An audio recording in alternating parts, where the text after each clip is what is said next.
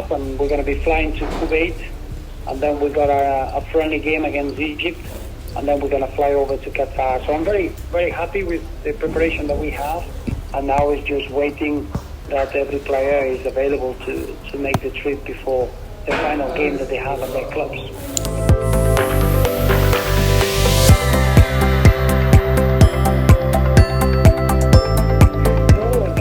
I saw some highlights before, because I watched all the games that the Belgian national team played in the World Cup before the 2018, and remember the game against Morocco, but I think in terms of watching it again, I think it's not relevant for the game in Qatar.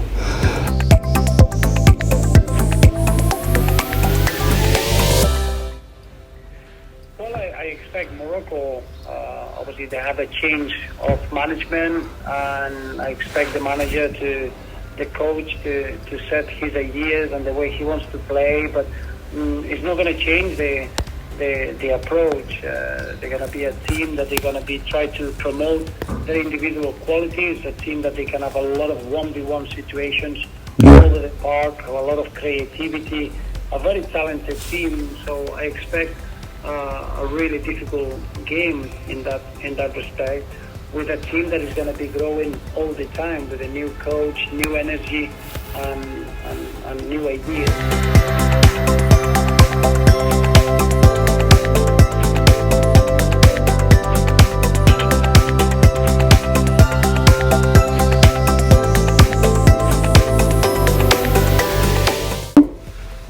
Well, I think obviously when people talk about favorites and teams that they're going to do well or not in the World Cup, they always get guided by the world ranking. And obviously, if you look at the world ranking, that's what it shows, that Belgium and Croatia, they are ahead of Morocco and Canada. But I think we all know, football people know that in a game, the world ranking means nothing. And I've seen a lot of quality in the Moroccan team. I've seen a lot of quality in the way that Canada plays, and I think all the games will be very close. There'll be small margins, and I don't think you can expect two teams to finish on top. I think it will depend a lot on the small margins on the three games that we all play in World Cup, and how everyone adapts to everything that a new World Cup has. When you go to a major tournament, there is a lot of unknown, but it goes a little bit beyond the team that you play in front of you. Is how you adapt, how you find good relationships, how can you perform at your best, and that's very much a level that is unknown for all the teams until we get there.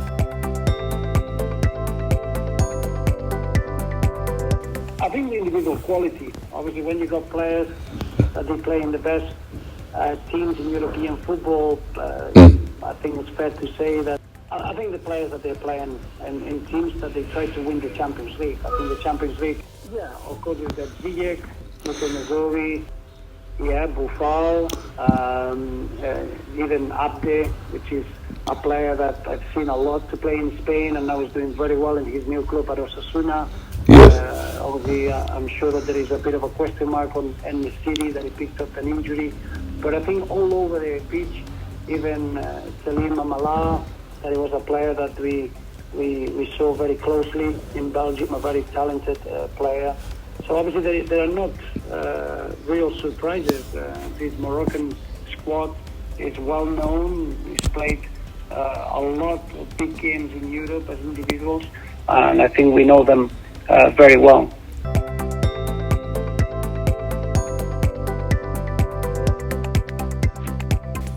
No, I think you have to adapt.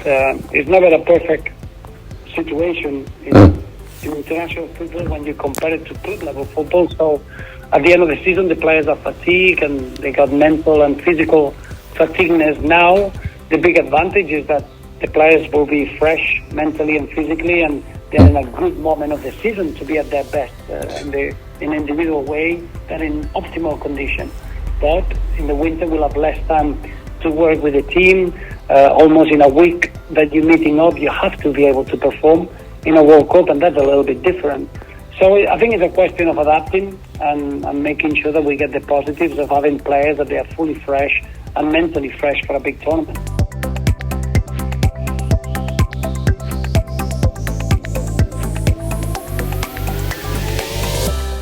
Well, I think it's something that we want to try. We need to have a dream. The dream is to go into any tournament and try to win it.